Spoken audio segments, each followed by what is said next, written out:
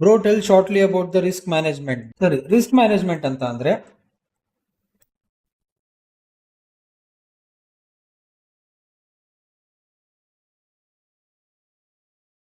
ಇವಾಗ suppose you have a $100 account. Okay, $100 account ಇರುತ್ತೆ. ಯಾವಾಗ್ಲೂ ನಿಂದು ಸ್ಟಾಪ್ ಲಾಸ್ ಯಾವಾಗ್ಲೂ ಡಿಫೈನ್ಡ್ ಆಗಿರ್ಬೇಕು, ಯಾವಾಗ್ಲೂ ಸೇಮ್ ಇರಬೇಕು. Same stop loss every day. Suppose example, ಇವಾಗ ನನ್ನ ಸೆಟಪ್ಸ್ ನಾನು ಟ್ರೇಡ್ ಮಾಡೋದ್ರಲ್ಲಿ ಒಂದು 25 ಪಿಪ್ಸ್ ಇಂದ ಹಿಡ್ಕೊಂತೀನಿ, ಇಲ್ಲ 35 ಪಿಪ್ಸ್, ಇಲ್ಲ 30 ಪಿಪ್ಸ್. ಓಕೆ, ಇದ್ರ ಒಳಗಡೆನೆ ಇರುತ್ತೆ ಯಾವಾಗೇ ಇದ್ರು, ಆಯ್ತಾ. ಈ ಮ್ಯಾಕ್ಸಿಮಮ್ ಸ್ಟಾಪ್ ಲಾಸ್ ಏನಿದೆ ನಂದು 3% ಪರ್ ಟ್ರೇಡ್ ರಿಸ್ಕ್ ಜಾಸ್ತಿ ಹೋಗಲ್ಲ, ಆಯ್ತಾ. 2 to 3% ನೀವು ಇವಾಗ ರಿಸ್ಕ್ ಮಾಡ್ತೀರಾ ಅಂದ್ಕೊಳ್ಳಿ ಒಂದು ಟ್ರೇಡಿಗೆ. ಕೆಲವೊಬ್ರು 10% ರಿಸ್ಕ್ ಮಾಡ್ತಾರೆ, ಅದೆಲ್ಲ ಯೂಸ್ಲೆಸ್ಸು. 5% ಮೇಲ್ಗಡೆ ಮ್ಯಾಕ್ಸಿಮಮ್ ನೀವು ಹೋಗಬಾರ್ದು, ಆಯ್ತಾ. 3% ನೀವು ಇವಾಗ ರಿಸ್ಕ್ ಮಾಡ್ತೀರಾ. $100 ಅಕೌಂಟಲ್ಲಿ ಇವಾಗ 3% ಅಂತ ಅಂದರೆ ಎಷ್ಟಾಯಿತು? $3 ರಿಸ್ಕ್ ಮಾಡ್ತೀರಾ ನೀವು, ಕರೆಕ್ಟಾ? ಅಂದರೆ ಇವಾಗ ನಿಮ್ಮ ಲಾಟ್ ಸೈಜ್ ಏನಿರಬೇಕು 0.01 ಇರುತ್ತೆ, ರೈಟ್. ಬಟ್ ನಿಮಗೆ ಎಲ್ಲರೂ ಏನಂತ ಹೇಳ್ಕೊಂಬಂದಿದ್ದಾರೆ ಇಷ್ಟೋ ದಿನ ರೀಲ್ಸಲ್ಲೆಲ್ಲ ಆ್ಯಂಡ್ ಎಷ್ಟೋ ಇನ್ಫ್ಲುಯೆನ್ಸರ್ಸು ನಿಮಗೆ $100 ಅಕೌಂಟಿಗೆ 0.02 ನೀವು ಓಪನ್ ಮಾಡ್ಬೋದು ಅಂತ, ರೈಟ್. 0.02 ಓಪನ್ ಮಾಡಿದ್ರೆ ನಿಮಗೆ 6% ಹೋಗಲ್ವ ಒಂದು ಟ್ರೇಡಲ್ಲಿ? ಸರಿ, ನೀವು 4 ಓವರ್ ಟ್ರೇಡ್ ಮಾಡ್ತೀರಾ ಅಂದ್ಕೊಳ್ಳಿ, ಒಂದು 5ರಿಂದ ಬೇಡ 10 ಓವರ್ ಟ್ರೇಡಿಂಗ್ ಆಗುತ್ತೆ ಆ್ಯಕ್ಚುಲ್ ಆಗಿ, ಅಲ್ವಾ.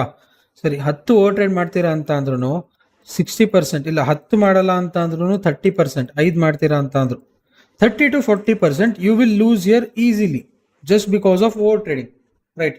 ಸರಿ, ನೀವು 10 ಟ್ರೇಡ್ಸ್ ತಗೊಂಡಿಲ್ಲ ಅಂತ ಅಂದ್ರೂ ಈಗಿರೋ ಮಾರ್ಕೆಟ್ ಕಂಡೀಷನ್ಸ್ ಅಲ್ಲಿ ಸ್ಟಾಪ್ ಲಾಸ್ ನೀವು 100 ಪಿಪ್ಪು 200 ಪಿಪ್ಪು ಈ ಥರ ಎಲ್ಲ ಇಟ್ಕೋತೀರಾ ಅಂತ ಅಂದರೆ ನಿಮ್ಮ ಅಕೌಂಟ್ ಆಲ್ರೆಡಿ 30 to 40% ಡ್ರಾ ಡೌನಿಗೆ ಈಸಿಲಿ ಹೋಗುತ್ತೆ. ಓಕೆ, ಅದರಲ್ಲಿ ಇವಾಗ ಬರೋದು ಓವರ್ ಲೆವರೇಜಿಂಗ್, ಅವೆಲ್ಲ ಮಾಡಬಾರ್ದು. ಓಕೆ, ಸೊ ಇವಾಗ $100 ಅಕೌಂಟ್ ಇಟ್ಕೊಂಡ್ಬಿಟ್ಟು ಏನು ಮಾಡಬೇಕು? ನನ್ನ ಹತ್ರ ಏನೂ ಚಾಯ್ಸ್ ಇಲ್ಲ, $100 ಅಕೌಂಟ್ ಇಟ್ಕೊಂಡು ಲಾಟ್ ಸೈಜ್ ನನಗೆ 0.01 ಇಡಬೇಕಾಗತ್ತೆ ಅಷ್ಟೇ. ಐ ಸಜೆಸ್ಟ್ ನೀವು ಒಂದೇ ಒಂದು ಅಕೌಂಟ್ ಇದೆ ನಿಮ್ಮ ಹತ್ರ, ಅದನ್ನ ನಾನು ಬೆಳೆಸ್ಕೊಂಡು ಹೋಗ್ಬೇಕು ಅಂತ ನಿಮ್ಮ ಪ್ಲಾನ್ ಇದೆ ಅಂತ ಅಂದಾಗ 3%ಕಿಂತ ಜಾಸ್ತಿ ರಿಸ್ಕ್ ಮಾಡಬೇಡಿ per trade. Okay, per trade 3%ಕಿಂತ ಜಾಸ್ತಿ ರಿಸ್ಕ್ ಮಾಡಬೇಡಿ and follow 2 to 3 stop loss only. ಇದಾದ್ಮೇಲೆ ಡೇ ಕ್ಲೋಸ್ ಮಾಡಿ ಅಷ್ಟೇ, day close. Simple risk management. Okay, ಇವಾಗ ಬೇಕಂದ್ರೆ $500 ಅಕೌಂಟಿಗೆ ಹೇಗೆ ಗ್ರೋ ಮಾಡೋದಂತಾನು ಇದೇ ಥರ ರಿಸ್ಕ್ ಮ್ಯಾನೇಜ್ಮೆಂಟ್ ಹೇಳ್ತೀನಿ ನೋಡಿ. ಇವಾಗ $500 ಅಕೌಂಟ್ ಇದೆ ನಿಮ್ಮ ಹತ್ರ, ಸರಿನಾ. 0.10 ಲಾಟ್ ತಗೊಂತೀರಾ, okay, and 0.05 for risk free, ಅಂದರೆ ಹಾಫ್ ಬುಕ್ ಮಾಡ್ತೀರಾ 1:1. ದೆನ್ ಇನ್ನೊಂದು 0.05 ನಿಮ್ಮದು ಫೈನಲ್ ಟಿಪಿಗೆ ಇರುತ್ತೆ, which will be your $50 targets for 100 tips. Okay, then this is your $12.5, ಆಯ್ತಾ. ಇವಾಗ 20 ಟ್ರೇಡಿಂಗ್ ಡೇಸ್ ಇದೆ. 20 ಟ್ರೇಡಿಂಗ್ ಡೇಸ್ ಅಲ್ಲಿ ನೀವು ಅರೌಂಡ್ 50 ಟ್ರೇಡ್ಸ್ ಕೂಡ ಮಾಡ್ತೀರಾ. ಸಿಂಪಲ್, ನಾನು ಇವಾಗ ಜಸ್ಟ್ ಏನು ತೋರಿಸಿದೆ ನಿಮಗೆ ನಾನು ಎಕ್ಸೆಲ್ ಅಲ್ಲಿ ಅದೇ ತರ 50 ಡೇಸ್ ಆಗಿದೆ, 50 ಟ್ರೇಡ್ಸ್ ಮಾಡ್ತೀರಾ, ಸರಿನಾ. 50 ಟ್ರೇಡ್ಸ್ ಅಲ್ಲಿ 70% ವಿನ್ ರೇಟ್ ಇರುತ್ತೆ. ಎಷ್ಟಾಗತ್ತೆ ಬೇಗ ಹೇಳಿ? 50 ಟ್ರೇಡ್ಸ್ ಅಲ್ಲಿ 70% ವಿನ್ ರೇಟ್ ಅಂತ ಅಂದ್ರೆ 35 ವಿನ್ನಿಂಗ್ ಟ್ರೇಡ್ಸ್ ಮಾಡ್ತೀರಾ ನೀವು. 35 ವಿನ್ನಿಂಗ್ ಟ್ರೇಡ್ಸ್ ಇರುತ್ತೆ ನಿಮ್ದು. ಓಕೆ, 35 ವಿನ್ನಿಂಗ್ ಇರುತ್ತೆ, 15 ಲೂಸಿಂಗ್ ಟ್ರೇಡ್ಸ್ ಇರುತ್ತೆ, ಕರೆಕ್ಟಾ? ಸರಿ, ಇವಾಗ ವಿನ್ನಿಂಗ್ ಟ್ರೇಡ್ಸ್ ಇಂದು ಪರ್ ಟ್ರೇಡ್ ಎಷ್ಟು ಗೆಲ್ತೀನಿ ನಾನು? 50 ಪ್ಲಸ್ 12.5 ಅಂದ್ರೆ 62.5 ಬರುತ್ತೆ ಅಲ್ವಾ. 62.5 ಇಂಟು 35 ಎಷ್ಟಾಯ್ತು? $2,187.5, ರೈಟ್. ಬಟ್ ಈ 500ಗೆ ಇದು ಪರ್ಸೆಂಟೇಜ್ ಆಫ್ ರಿಸ್ಕ್ ಅಲ್ಲಿ ಜಾಸ್ತಿ ಇದೆ. ನಾನು ಅದನ್ನ ಬಿಟ್ಟು ಜಸ್ಟ್ ಒಂದು ಆವರೇಜ್ ಆಗಿ ಹೇಳ್ತಾ ಇದ್ದೀನಿ ನಿಮಗೆ. ಪರ್ಸೆಂಟೇಜ್ ಆಫ್ ರಿಸ್ಕ್ ಇಟ್ಕೊಳ್ಳಿ ಪ್ರಾಪರ್ ಆಗಿ, ಇಷ್ಟು ದುಡ್ಡು ಮಾಡ್ಬೋದು ಅನ್ನೋದು ಪರ್ಟಿಕ್ಯುಲರ್ ಸ್ಟ್ರಾಟಜಿಯಲ್ಲೂ ನೀವು ಆರಾಮಾಗಿ ಮಾಡ್ಬೋದು ಅನ್ನೋದು ನಿಮಗೆ ತೋರಿಸ್ತಾ ಇದ್ದೀನಿ.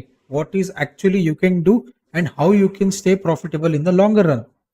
Okay, but you have to follow these rules. ನೀವು ನಾನು 2 to 3 ಟ್ರೇಡ್ಸ್ ಪರ್ ಡೇ ಅಂತ ಹೇಳ್ತಾ ಇದ್ದೀನಿ ಇಲ್ಲಿ, 2 to 3 ಟ್ರೇಡ್ಸ್ ಪರ್ ಡೇ. ಅದ್ರಲ್ಲಿ ರಿಸ್ಕ್ ಫ್ರೀ ಅಂತ ಹೆಸರೇ ತಗೊಂಡಿಲ್ಲ ನಾನು, ರಿಸ್ಕ್ ಫ್ರೀ ಅಂತ ಲೆಕ್ಕನೇ ತಗೊಂಡಿಲ್ಲ. 50 to 50 ಒಂದು ವಿನ್ನಿಂಗ್ ಆಗಿದೆ, ಇಲ್ಲ ಲೂಸಿಂಗ್ ಆಗಿದೆ. ಓಕೆ, 2187.5. ಬಟ್ ಅದಕ್ಕೆಲ್ಲ ಏನ್ ಹೇಳಿ, ಜಡ್ಜ್ಮೆಂಟು, ಎಕ್ಸ್ಪೀರಿಯನ್ಸು ಮ್ಯಾಟ್ರ್ ಆಗುತ್ತೆ. ಅದಕ್ಕೆ ಒಂದು ಪರ್ಟಿಕ್ಯುಲರ್ ಸ್ಟ್ರಾಟಜಿ ಗೊತ್ತಿರಬೇಕು, ಅದಕ್ಕೆಲ್ಲ ಎಂಟ್ರಿನೂ ಕರೆಕ್ಟ್ ಆಗಿರ್ಬೇಕು. ನೀವು ಪ್ರಾಪರ್ ಆಗೆಲ್ಲ ಮಾಡ್ತಿದ್ದೀರಾ ಅಂತ ಅಂದ್ರೆ ಸರಿ. ಇವಾಗ ನಾನೊಂದು 30 pips ಇನ್ ಸ್ಟಾಪ್ ಲಾಸ್ ಲೆಕ್ಕ ಹೇಳ್ತೀನಿ ಇವಾಗ, ಆಯ್ತಾ? 30 pips ಇನ್ ಸ್ಟಾಪ್ ಲಾಸ್.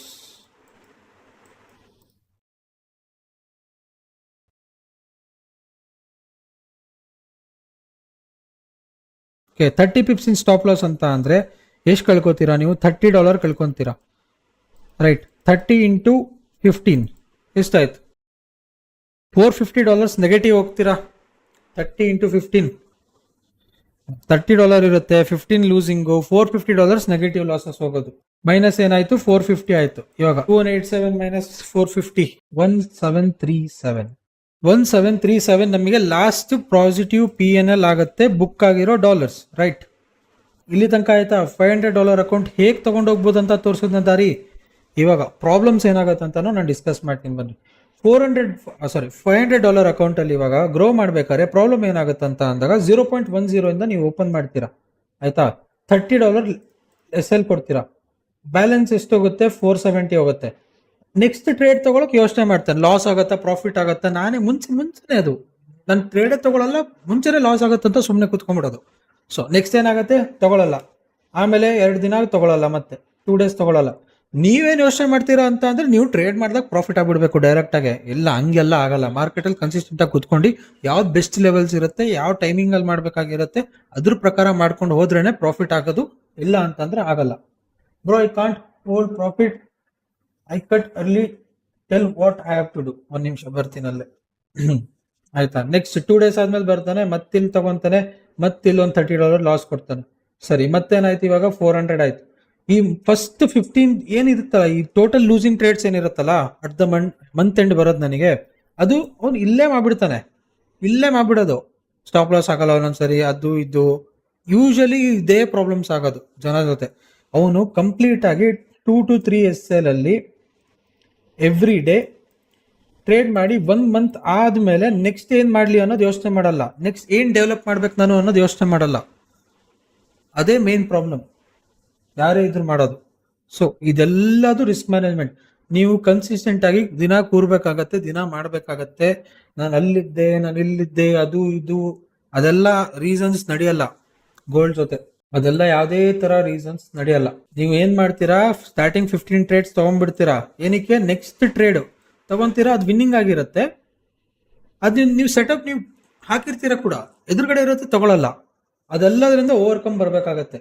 ಇದು ನೋಡ್ರಿ, ಇದು ಮ್ಯಾಥಮೆಟಿಕಲಿ ಪಾಸಿಬಲ್ ಇದೆ, ಇದು ಸೈಕಾಲಜಿಕಲಿ ಡಿಫಿಕಲ್ಟ್ ಇದೆ ಅಂತ ಅಂದಾಗ ಸೈಕಾಲಜಿನ ಕಂಟ್ರೋಲ್ ಅಲ್ಲಿ ಇಟ್ಕೋಬೇಕಾಗತ್ತೆ ಅಷ್ಟೇ. ಏನಕ್ಕೆ? ನೋಡ್ರಿ, 2336 ಇದೇ ಲೆಕ್ಕಕ್ಕೆ ನಾವು ಬಂದ್ವಿ ಅಂತ ಅಂದ್ರೂ $1500 ಪ್ರಾಫಿಟ್ ಅಲ್ಲಿ ಇರ್ಬೋದು.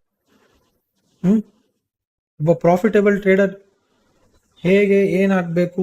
ನೀವು ಮೇನ್ಲಿ ಇದೇ ತಪ್ಪು ಮಾಡೋದು ಹೇಳ್ತೀನಲ್ಲ, 500 ಇಂದು ಒಂದು ಲಾಸ್ ಆಯ್ತಾ, ನೆಕ್ಸ್ಟ್ ವಿನ್ನಿಂಗ್ ಇನ್ ತಗೊಳಲ್ಲ, ನೀವು ಲೂಸಿಂಗ್ ಇಂದ ತಗೊಂತೀರಾ. ಅದ್ ನೀವು ಮನೆ ಬರಕ್ ನೀವು ಅಲ್ಲೇ ಹೋಗಿ ಬೀಳ್ತೀರಾ. ಅದು ಹಂಗೆಲ್ಲ ಮಾಡ್ಕೊಂಡ್ಬಿಡ್ರಿ. ಎಲ್ಲಾ ಸೆಟಪ್, ಎಲ್ಲಾ ಟ್ರೇಡು ನೀವು ಬ್ಲೈಂಡ್ಲಿ ತಗೊಬೇಕಾಗತ್ತೆ. ಇವಾಗ ಮೇನ್ಲಿ ನಿನಗೆ ಸೆಟಪ್ ಇವಾಗ ಹೋಲ್ಡ್ ಮಾಡಕ್ ಆಗ್ತಿಲ್ಲ ಅಂತ ಅಂದ್ರೆ, first of all you cannot hold profits cut early. ಇಲ್ಲ, ಇದು ನಿನ್ ಮೇನ್ ಪ್ರಾಬ್ಲಮ್. ಈ ಪ್ರಾಬ್ಲಮ್ಗೆ ಫಸ್ಟ್ ಎಲ್ಲಿಂದ ಬರುತ್ತೆ? ನಿನ್ ಲಾಟ್ ಸೈಜ್ ಸರಿ ಇಲ್ಲ. ಆ ಲಾಟ್ ಸೈಜ್ ಜೊತೆ ನಿನಗೆ ಅಂಡ್ ಆ ಬರ್ತಿರೋ ಡಾಲರ್ಸ್ ಫ್ಲಕ್ಚುಯೇಷನ್ ಜೊತೆ ಆ ಪ್ರಾಫಿಟ್ ನೋಡಿದ ತಕ್ಷಣ ಸಾಕು ಅಂತ ಎಕ್ಸಿಟ್ ಆಗ್ತಿದ್ಯಾ? ಫಸ್ಟ್ ಮೇನ್ ಪ್ರಾಬ್ಲಮ್ ಅದು ನೀನ್ ಕರೆಕ್ಟ್ ಮಾಡ್ಕೋಬೇಕು. ಆಮೇಲೆ ನೆಕ್ಸ್ಟ್ ನೀನು ಪಾಸ್ಟ್ ಲಾಸಸ್ ಆಗಿರೋದು, ಇದರಿಂದನೂ ಕೂಡ ಓವರ್ಕಮ್ ನೀನೇ ಆಗ್ಬೇಕಾಗತ್ತೆ. ಲಾಟ್ ಸೈಜಸ್ ರೆಡ್ಯೂಸ್ ಮಾಡು. If you are using 0.10, try with 0.06 or something lower, ಆಯ್ತಾ? ಎಲ್ಲಿ ನೀನು ಒಂದು ಫಂಡೆಡ್ ಅಕೌಂಟ್ ತಗೊಂಡು ಟ್ರೈ ಮಾಡ್ಬೇಕಾಗತ್ತೆ. ಆ ಲಾಟ್ ಸೈಜ್ ಅಲ್ಲಿ ನಾನು ಹೆಂಗೆ ನನ್ನ ಸೈಕಾಲಜಿ ಮೈಂಡ್ ಸೆಟ್ ರನ್ನಿಂಗ್ ಇದೆ ಅಂತ ಹೇಳ್ಬಿಟ್ಟು, ಆಯ್ತಾ?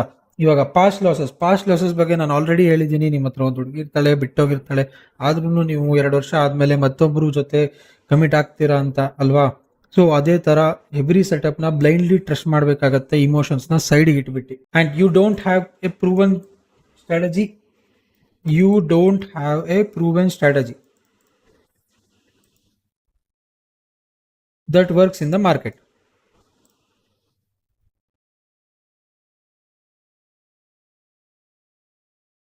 Simple. Yeah, bro, $80, bro. Then, bro, literally ನಾನೊಂದೆ ಮಾತು ಹೇಳಲ್ಲ ಇವಾಗ. If you are literally having $80 and ಅದಕ್ಕಿಂತ ಜಾಸ್ತಿ ಫಂಡ್ಸ್ ಇಲ್ಲ ಅಂತ ಅಂದ್ರೆ, ಇವಾಗ you have to use 0.02. Okay, ಆ 0.02 ಅಲ್ಲಿ 0.01 ನೀನು 1:1 ಬುಕ್ ಮಾಡ್ತೀಯ. Okay, and then you can hold with original SL. But I suggest 0.01 ಅವರಿಗೆಲ್ಲರಿಗೂ ನೀವು ಒರಿಜಿನಲ್ SL ಜೊತೆ ಹೋಲ್ಡ್ ಮಾಡೋ ಬದಲು ಬ್ರೇಕ್ ಈವನ್ ಯೂಸ್ ಮಾಡಿ ಅಂಡ್ ಕಂಪ್ಲೀಟ್ಲಿ ಹೋಲ್ಡ್ ಮಾಡಿ TP ತನಕ. ಐ ನೋ ಇವಾಗ ಹೇಳಿರೋ ನನ್ನ ರಿಸ್ಕ್ ಮ್ಯಾನೇಜ್ಮೆಂಟ್ ಪ್ರಕಾರನೇ ಇದು ಪರ್ಸೆಂಟೇಜ್ ಆಫ್ ರಿಸ್ಕ್ ಅಲ್ಲಿ ಜಾಸ್ತಿ ಇದೆ. But bro, you don't have choice. If you have to grow, you have to risk. Right, simple. You have to be accountable for own profit and loss. Final ನಾನು ಹೇಳ್ಬಿಡ್ತೀನಿ ನೋಡಿ, ಮತ್ತೊಂದ್ಸರಿ ನೀವು profits hold ಮಾಡೋಕ್ಕಾಗ್ತಿಲ್ಲ, ಬೇಗ cut ಮಾಡ್ತೀರಾ ಅಂತಂದ್ರೆ lot size ಇರುತ್ತೆ, ಸರಿ ಇಲ್ಲ ಪಾಸ್ಟ್ ಲಾಸಸ್ ಇರುತ್ತೆ, ಇಲ್ಲ ಅಂದ್ರೆ ನಿಮ್ಮ ಹತ್ರ ಒಂದು ಪ್ರಾಪರ್ ಸ್ಟ್ರಾಟಜಿ ಇಲ್ಲ, ಅದು ಮಾರ್ಕೆಟಲ್ಲಿ ವರ್ಕ್ ಆಗೋ ಥರ. ಲಾಸ್ಟಿಗೆ ನಿಮ್ಮ ಲಾಸಸ್ಸಿಗೆ ನೀವೇ ಅಕೌಂಟಬಲ್ ಇರಬೇಕಾಗತ್ತೆ, ನಿಮ್ಮ ಪ್ರಾಫಿಟ್ಸ್ಗೆ ನೀವೇ ಅಕೌಂಟೇಬಲ್ ಇರಬೇಕಾಗತ್ತೆ. ನೀವು ಎಲ್ಲಿಂದನಾದ್ರು ಪ್ರಾಫಿಟ್ಸ್ ಮಾಡ್ತಿದ್ದೀರಾ ಅಂತ ಅಂದ್ರೂ ಕೂಡ ನೀವು ಇದು ತಗೊಂಡಿರೋ ಸೆಟಪ್ ಅನ್ನೋದು ನಿಮ್ಮ ಮೈಂಡಿಗೆ ನೀವು ಫಿಕ್ಸ್ ಮಾಡ್ಕೊಬೇಕಾಗತ್ತೆ. ಅವಾಗ್ಲೇ ಅಕೌಂಟಬಿಲಿಟಿ ಯಾವಾಗ ಮೈಂಡಿಗೆ ಬರುತ್ತಲ್ಲ, ಇದು ನನ್ನ ಟ್ರೇಡು, ನನ್ನ ಪ್ರಾಫಿಟ್ಟು ಅನ್ನೋ ಮೈಂಡ್ ಸೆಟ್ ಇಂದ ನೀವು ವರ್ಕ್ ಮಾಡಕ್ ಸ್ಟಾರ್ಟ್ ಮಾಡ್ತೀರಾ, ದೆನ್ ಪ್ರಾಫಿಟ್ಸ್ ವಿಲ್ ಬಿ ಹೋಲ್ಡೆಡ್.